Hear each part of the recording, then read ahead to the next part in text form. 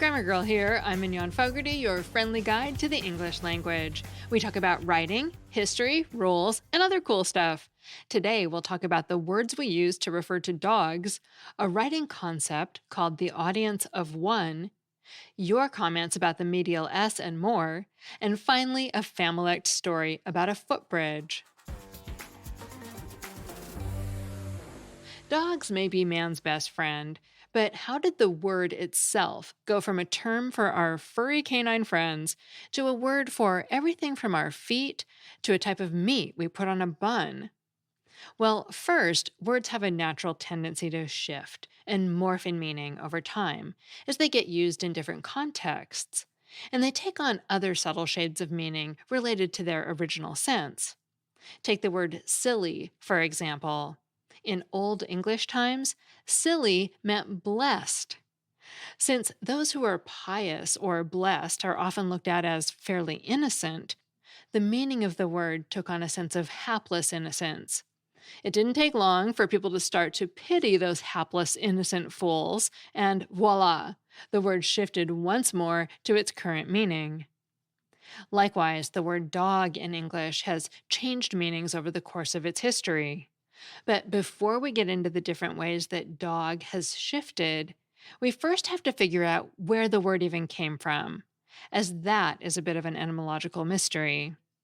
We find some traces of the word in Old English, mainly as daja, but there were very few examples of its use in writing before Middle English, where it became doji, D-O-G-G-E. Since most of the words related to dog found in other languages, like German Doge to refer to a mastiff, occur later than its earliest appearance in English, it's likely it was a borrowing to describe a dog common to or bred in England. Most curiously, before its appearance in early English, there are no clear traces of the word in any ancestor language. Some people speculate that the word might have developed as a diminutive of the German word dachs, meaning dark, as in a darkly colored dog. A similar process hypothesized to have given rise to a number of Old English animal names of vague origin that also end in G, like frog, hog, and stag. Still, not many Old English dogs would have even known the term, since the Germanic word hund was the generic word for a dog back then. Daja seems to have mainly been used when talking about an aggressive hund, or a bit later a specific breed, particularly a mastiff. In what's a bit of a linguistic turnabout, today's hound, from yesterday's hund, has now shifted in meaning to refer to only a particular type of dog, while dog has replaced hund as the umbrella term. Gotta love those little linguistic twists. Much as we love furry companions today, the dogs of yore tended to be hunting dogs or guard dogs rather than house pets, and were often considered vicious or unpleasant.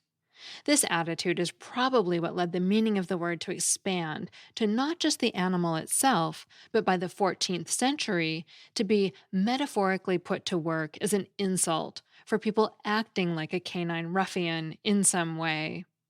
We see Shakespeare making good use of the word in his Henry VI, calling out some men as dogs, cowards, dastards. Relatedly, it's used to call out a mischievous but possibly somewhat lovable scoundrel, as in, you dog, arose around the 18th century. The extension of dog to refer to an unattractive person is relatively recent, but one that also draws on making a direct human to canine comparison, with the first citation in the 1930s. And since we love to change nouns to verbs whenever possible, as in the transformation of parent into parenting and adult into adulting, we started dogging people, meaning to follow a bit too closely by the 16th century, presumably also an unattractive characteristic of our four-legged friends. Now, all these new senses are clearly derived from the personification of some trait associated with a dog itself. But the bigger question is, how did a word for canines somehow start to become associated with a type of sausage? Well, the term hot dog first appeared in the late 1800s as part of college slang to refer to a sausage. Though not a characteristic of dogs themselves, this meaning likely arose from lore, still common among many who eat at college cafeterias today, that the mystery meat found in college dining halls hailed from a cheaper form of meat, in other words, dog meat. The hot seems to come from the fact that it was served warm, giving us hot dogs. A reference to dog meat has also been invoked as the potential inspiration for using dogs as a colloquial reference to feet, as in, my dogs are aching, only this time arising from slang poetry that rhymed feet with dog's meat in the early 1900s, and the association stuck. And speaking of the relation between dogs and random body parts, how did we end up with the hair of the dog as a reference to a hangover curing cocktail? That one, short for hair of the dog that bit you, comes from a 16th century belief that one should consume the hair of the offending dog as a remedy if you had the bad luck of encountering a rabid dog. Clearly, over the course of English's history, our furry friends have provided both companionship and linguistic inspiration. One might even say they've been working like dogs in the service of English's semantic expansion, unless, of course, you're one of those who believes our language is going to the dogs. Then it might just be a doggone shame. That segment was written by Valerie Friedland, a professor of linguistics at the University of Nevada in Reno and the author of Like Literally Dude, Arguing for the Good in Bad English. You can find her at valeriefriedland.com.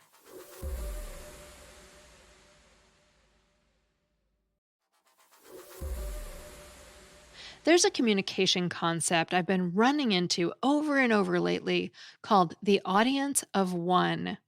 For example, if you've been listening for a while, you may remember that I'm taking an audiobook narration course run by David H. Lawrence the 17th, which is really fun, by the way. I'm having a great time. And in that course, David talked about imagining an audience of one. As you're narrating, don't think of all the people who could be listening, but imagine one person who will be listening and read to that one person. For example, it can help you decide on your tone. Maybe you're trying to convince the listener of something.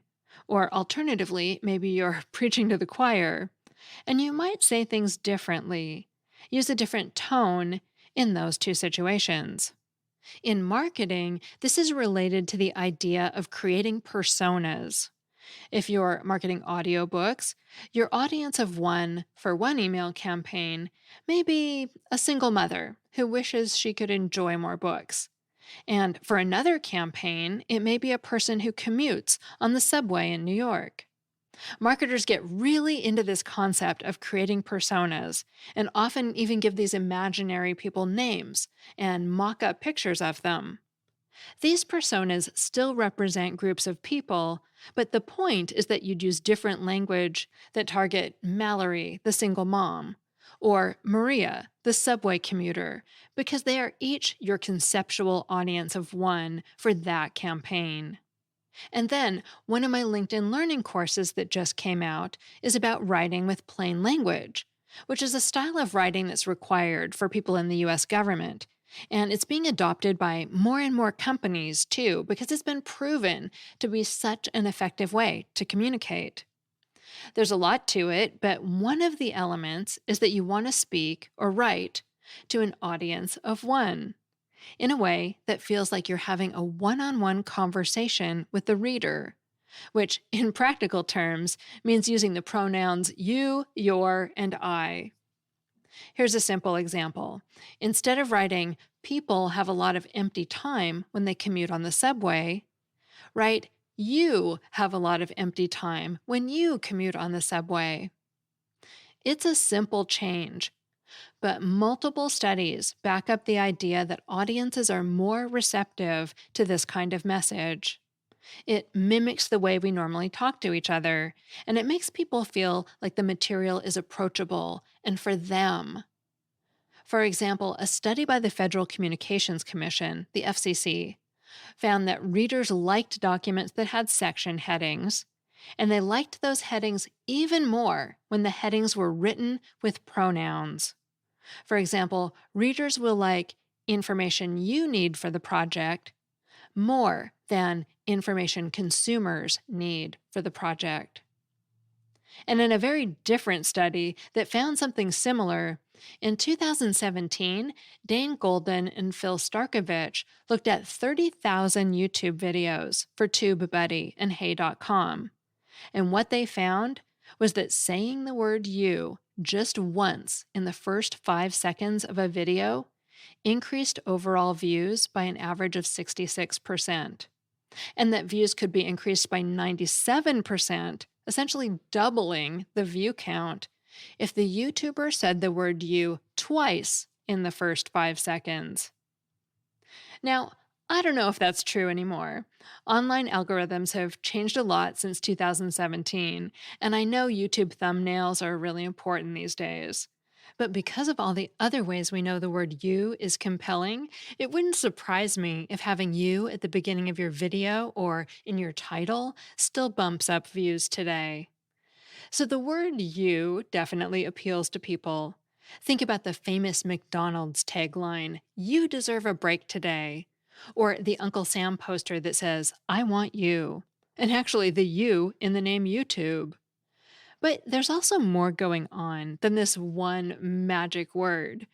Both the YouTube study and the FCC Plain Language Workbook point out that when you frame your message with the word you, you're also creating that audience of one in your own mind. And you're more likely to focus on what the viewer of your video wants to get out of it, or to understand what the reader is really looking for from your document about FCC regulations. And that can also subtly, or maybe not so subtly, change the way you write a document or script, the information you include, and how you organize it. You're essentially adopting your audience's perspective, and understanding your audience and their needs is always an essential part of creating great content. So the next time you sit down to write something, whether it's a blog post, a marketing email, or instructions on how to complete some form or application process, think about the ways you can take your reader's perspective and present the information as a conversation between you and that audience of one. And if you'd like to learn more about writing with plain language, I can honestly say that of all my 7 LinkedIn learning courses, my plain language course changed my own writing the most. The concepts are really simple to implement, but also just transformative. And you can find that course by searching for my name, Mignon Fogarty, at LinkedIn Learning, which is, on LinkedIn, but also available free through many county and university libraries. Now, before we get to the Familect this week, a few of you had interesting comments about recent shows. First, regarding our piece on the long S, or the medial S, a listener from Germany who goes by Fax FM said that the German double S that we mentioned in the episode is actually a shortening of the letter S and Z. We simply said the long S lives on today in the German double S. So I looked into this a bit more, and the German double S, as we called it, is also known as the S set, or sharp S in German, and it kind of looks like a fancy capital letter B. And Fax FM is correct. Most sources say it originally started as a ligature connecting the long S to the letter Z. Now, German isn't my specialty, but I believe the S set is primarily used today for the double S sound, after long vowels and diphthongs, so in words like Strasse for street. So in that sense, historically, the German letter that's written kind of like the letter B, the S set, does historically come from a ligature of the long S and the letter Z, even though it's pronounced as a double S today. And then Toby from San Antonio called and pointed me to an episode of the TV show Cheers from 1985, of all things, that had a joke about the medial S. Frasier convinces Woody to run for city council, and then they have this conversation in the bar. You reading? I'm boning up on the Constitution in case I ever decide to run for Congress. It's Congress, Woody. In colonial times, the S's looked like F's. Oh, well, if I'm elected, that's the first thing I'm going to change. Yes. Funny, even if it's a little simplified.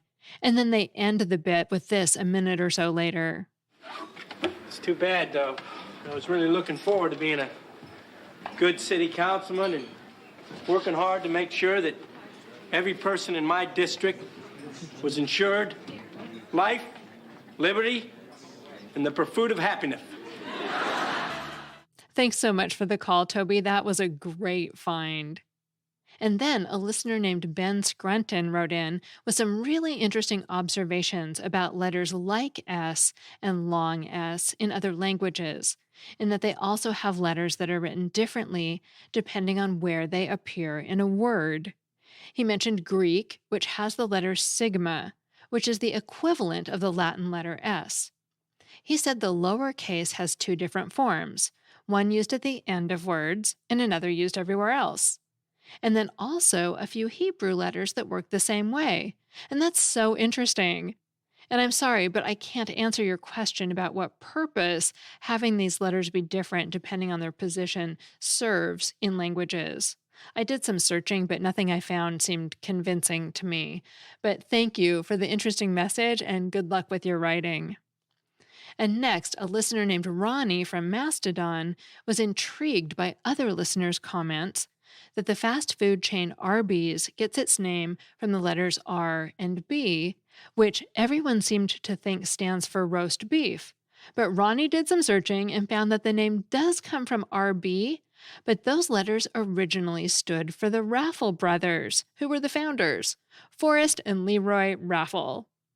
It's apparently a common misconception that RB stands for roast beef, and also a nice coincidence for the brand.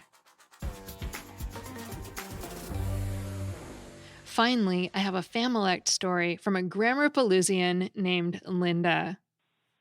Hi, Grammar Girl. This is Grammar-Pelusian Linda in Iowa with a Familect story. It's not our own word, but a different use of a word. Years ago, my best friend and I lived together, and we shared several pets, including 2 male dogs. And one day, the 2 dogs that had been best buds suddenly decided they hated each other and would get into terrible fights if we let them get together. So we wanted to keep both dogs, so one dog would be locked in a bedroom while the other one roamed free. And they took turns on days when we went to work as to who was in and who was out. And when we came home, we would change them every hour so we could spend quality time with each dog. Inevitably, the dog in the bedroom would start to scratch on the door or whine, wanting out after about 45 minutes. They had an excellent clock. Well, we'd recently watched the movie The Music Man, and there's a point in the movie where Professor Harold Hill tells Marion the librarian that he'll meet her at the Footbridge in 15 minutes. So instead of telling the dog when he wanted out that he had to wait 15 minutes, we would say, you have to wait a footbridge. And to this day, we still use footbridge to mean 15 minutes. So I'll be home in a footbridge.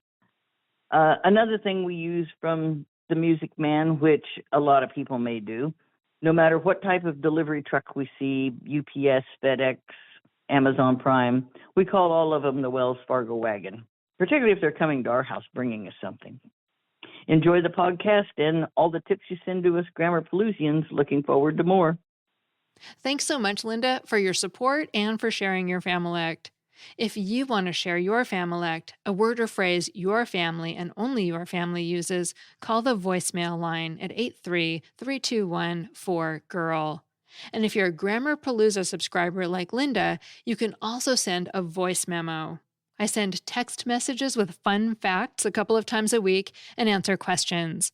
It's $4.99 a month. It's a great way to support the show, and the first 2 weeks are free, so you can see if you like it. Last week, people got stories about the origin of the words shrapnel and patter, which has a surprisingly religious origin, plus a link where they could watch the Scripps National Spelling Bee free. To sign up, visit joinsubtext.com/grammar or text hello to 917-540-0876. Grammar Girl is a quick and dirty tips podcast. Thanks to Holly Hutchings in digital operations, Davina Tomlin in marketing, Morgan Christianson in advertising, Nathan Semes in audio, Brannan Goetschius, director of podcasts, and Kamryn Lacy in marketing, who started learning how to play golf. And I'm Mignon Fogarty, better known as Grammar Girl.